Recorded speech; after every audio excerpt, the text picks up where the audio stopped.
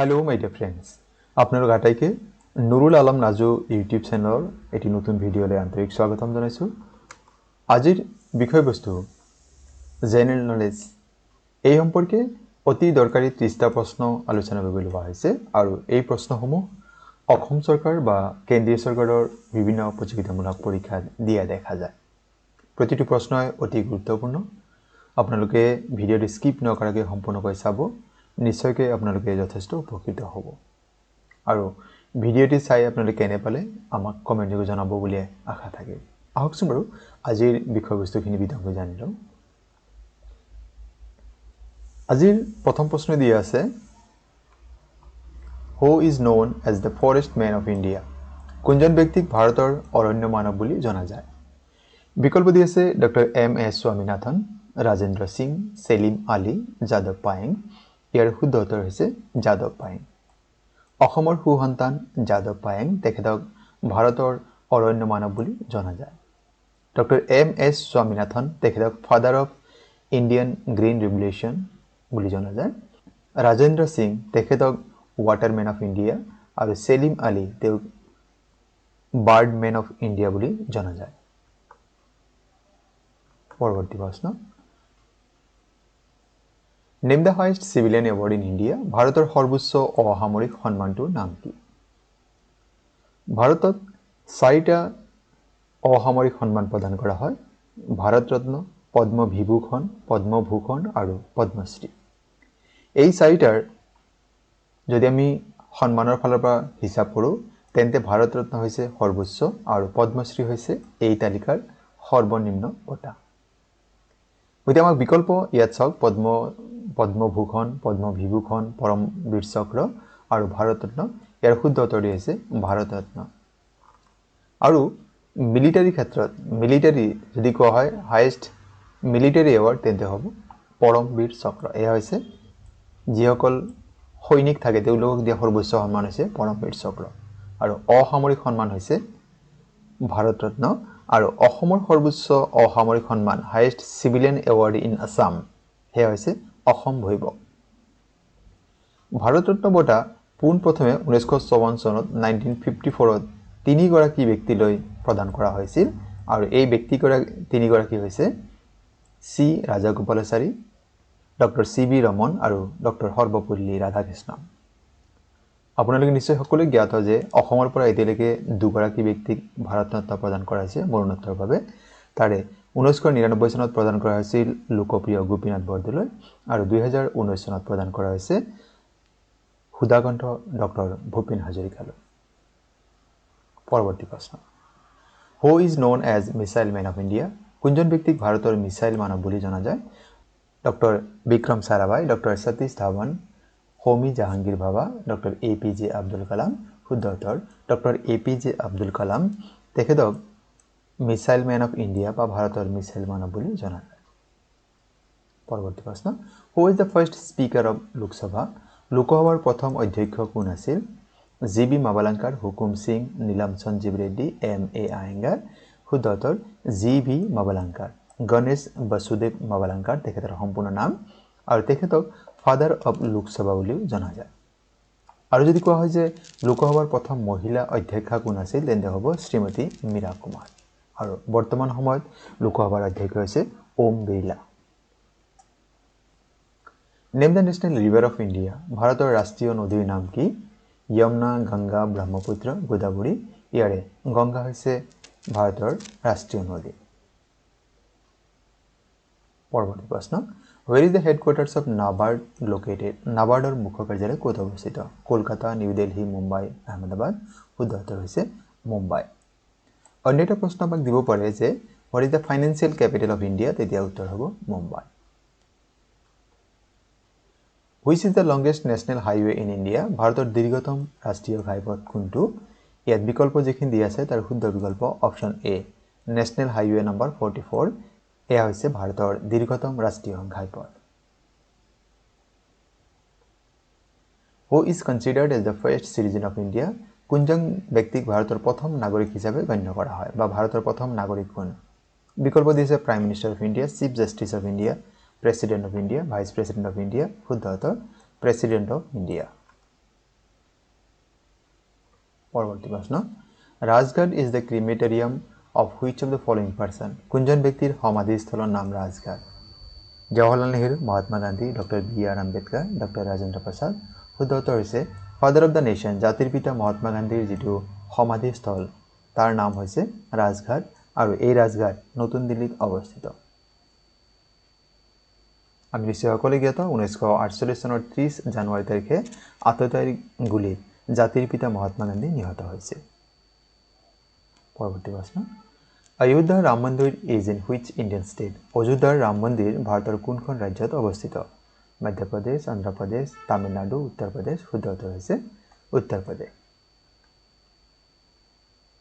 পৰৱৰ্তী প্ৰশ্ন Chilka lake is located in which Indian state Chilka হ্ৰদ ভাৰতৰ কোনখন ৰাজ্যত অৱস্থিত বিহাৰ ঝাৰখণ্ড ওড়িশা গুজৰাট শুদ্ধ উত্তৰ হৈছে ওড়িশা ৰাজ্যত চিল্কা হ্ৰদ অৱস্থিত name the smallest state of India by area মাটিকালিৰ ফালৰ পৰা ভাৰতৰ ক্ষুদ্ৰতম ৰাজ্য কোনখন গোৱা ছিকিম অৰুণাচল প্ৰদেশ মণিপুৰ শুদ্ধ উত্তৰ হৈছে গোৱা মাটিকালিৰ ফালৰ পৰা গোৱা হৈছে ভাৰতৰ ক্ষুদ্ৰতম ৰাজ্য আৰু জনসংখ্যাৰ ফালৰ পৰা ভাৰতৰ ক্ষুদ্ৰতম ৰাজ্য হৈছে ছিকিম জনসংখ্যাৰ ফালৰ পৰা ভাৰতৰ বৃহত্তম ৰাজ্য হৈছে উত্তৰ প্ৰদেশ আৰু মাটিকালিৰ ফালৰ পৰা ভাৰতৰ বৃহত্তম ৰাজ্য হৈছে Rajasthan which river is also known as Dakshin Ganga কোনখন নদীক দক্ষিণ গংগা বুলিও জনা যায় মহানদী গোদাবৰী কৃষ্ণা নৰ্মদা শুদ্ধ উত্তৰ হৈছে গোদাবৰী নদীক দক্ষিণ গংগা বুলিও জনা যায় name the first national park of India ভাৰতৰ প্ৰথম ৰাষ্ট্ৰীয় উদ্যানৰ নাম কি বিকল্প দি আছে Kaziranga national park Jim Corbett national park Periyar national park Gir national park ইয়াৰ শুদ্ধ উত্তৰ হৈছে জিম কৰবেট নেশ্যনেল পাৰ্ক এয়া হৈছে ভাৰতৰ প্ৰথমটি ৰাষ্ট্ৰীয় উদ্যান আৰু যদি প্ৰশ্ন সোধা হয় যে অসমৰ প্ৰথম ৰাষ্ট্ৰীয় উদ্যান তেন্তে উত্তৰ হ'ব কাজিৰঙা নেশ্যনেল পাৰ্ক 1974 চনত কাজিৰঙাই ৰাষ্ট্ৰীয় উদ্যানৰ মৰ্যাদা লাভ কৰিছিল আৰু অসমত বৰ্তমান সময়ত 8টা ৰাষ্ট্ৰীয় উদ্যান আছে পৰৱৰ্তী প্ৰশ্ন which state is known as spice garden of India কোনখন ৰাজ্যক ভাৰতৰ মছলাৰ বাগিচা বুলি জনা যায় কেৰালা ৰাজ্য which day is celebrated as national sports day কোন তাৰিখে ৰাষ্ট্ৰীয় ক্ৰীড়া দিৱস পালন কৰা হয় 15th August 11 July 31st October 29th of August শুদ্ধ উত্তৰ 29th of আগষ্ট 29 আগষ্ট তাৰিখে ভাৰতত ৰাষ্ট্ৰীয় ক্ৰীড়া দিৱস পালন কৰা হয় এয়া মেজৰ ধ্যানচাঁদ হকীৰ যাদুকৰ তেখেতৰ জন্মদিন আৰু বাকি দিনকেইটাত কি পালন কৰা হয় এবাৰ জানি লওঁ 15 আগষ্টত স্বাধীনতা দিৱস ইণ্ডিপেণ্ডেন্স ডে পালন কৰা হয় 11 জুলাই ৱৰ্ল্ড পপুলেশ্যন ডে বিশ্ব জনসংখ্যা দিৱস আৰু 31 অক্টোবৰত নেশ্যনেল ইউনিটি ডে ৰাষ্ট্ৰীয় একতা দিৱস পালন কৰা হয় এই দিনটো হৈছে চৰ্দাৰ বল্লভভাই পেটেলৰ জন্মদিন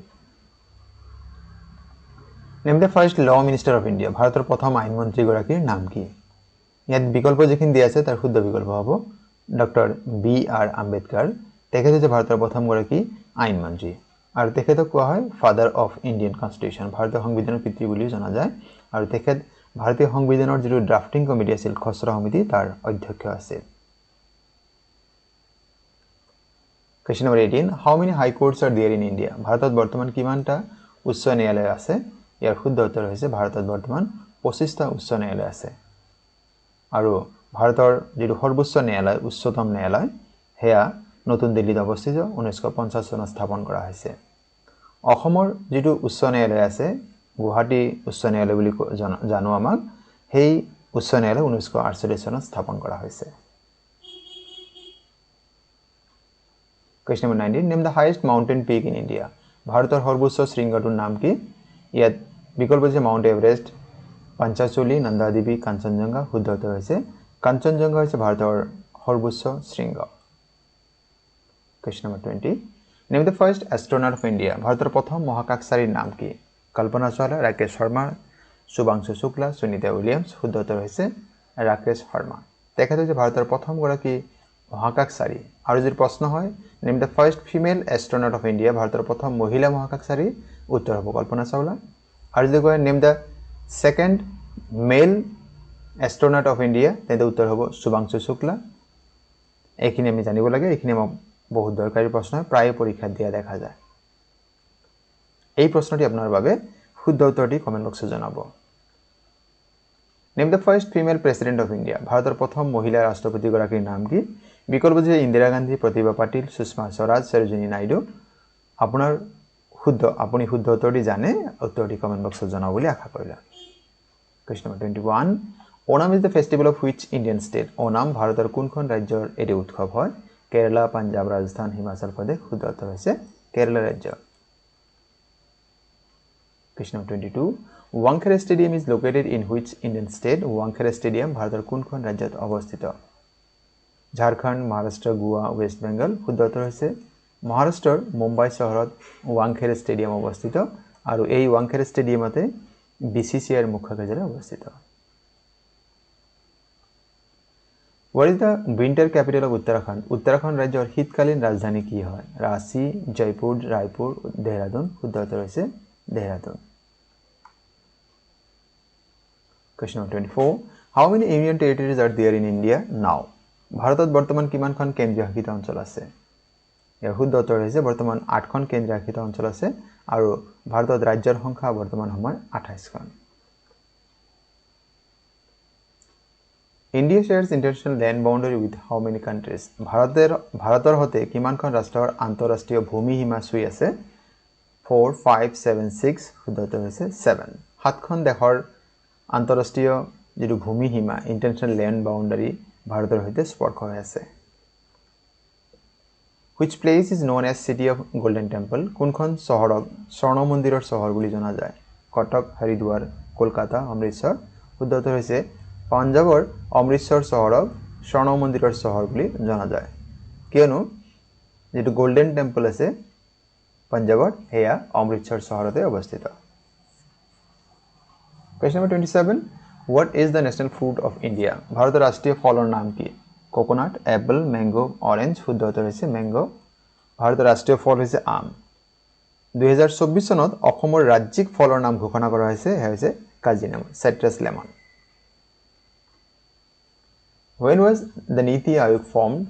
Niti Aayog কেতিয়া গঠন কৰা হৈছে ইয়াৰ শুদ্ধ বিকল্প হৈছে 1st of January 2015 2015 চনৰ 1 জানুৱাৰী তাৰিখে নীতি আয়োগ গঠন কৰা হৈছে আৰু এই নীতি আয়োগৰ অধ্যক্ষ হৈছে ভাৰতৰ প্ৰধানমন্ত্ৰী নীতি NITI ইয়াৰ সম্পূৰ্ণ ৰূপ হৈছে national institution for transforming India Question number 29 Who designed the symbol of rupee? এই যে ছবি দেখা পাইছে ৰূপীৰ যেটো সিম্বল আছে এয়া কোনে ইয়াৰ আৰ্হিটো কোনে প্ৰস্তুত কৰিছিল সমীৰ গুপ্তা সমৰজিৎ সিং ডি উদয় কুমাৰ নিখিল মিশ্ৰা শুদ্ধ উত্তৰ হৈছে ডি উদয় কুমাৰ তেখেতে ভাৰতীয় যেটো টকাৰ যেটো মানে ডিজাইন এই যেটো হিন্দী ৰ আখৰ নিচিনা এয়া দেও প্ৰস্তুত কৰিছিল Whose birthday is celebrated as Children Day in India? ভাৰতত কোনজন ব্যক্তিৰ জন্মদিন শিশু দিৱস হিচাপে পালন কৰা হয় ডক্টৰ ৰাজেন্দ্ৰ প্ৰসাদ মহাত্মা গান্ধী ডক্টৰ APJ আব্দুল কালাম জৱাহৰলাল নেহৰু আমি নিশ্চয় কৰি জ্ঞাত যে ভাৰতৰ প্ৰথম প্ৰধানমন্ত্ৰী পণ্ডিত জৱাহৰলাল নেহৰুৰ জন্মদিন 14 নৱেম্বৰটো ভাৰতত শিশু দিৱস হিচাপে পালন কৰা হয় মোৰ বন্ধু বান্ধৱীসকল আজিৰ বিষয়বস্তু মানে আপোনালোকৰ গঠনমূলক দি আমাক দি উপকাৰ কৰিব যাতে আমি পৰৱৰ্তী ভিডিঅসমূহ আৰু উন্নত মানৰ কৰিব পাৰো আপোনালোক বিনম্ৰ যদি প্ৰথমবাৰৰ বাবে আমাৰ চেনেল চাই আছে এতিয়ালৈকে আমাৰ চেনেল সাবস্ক্ৰাইব কৰা নাই চেনেলটি সাবস্ক্ৰাইব কৰিবলৈ আশা থাকিল আৰু ভিডিঅসমূহ লাইক কমেন্ট আৰু শেয়াৰ কৰিব আৰু আপোনালোকৰ বন্ধুবৰ্গৰ সৈতে শেয়াৰ কৰিব পাৰে আজিৰ ভিডিঅ সম্পূৰ্ণ কৰি চাবৰ বাবে আপোনালোকক জনাইছো অশেষ ধন্যবাদ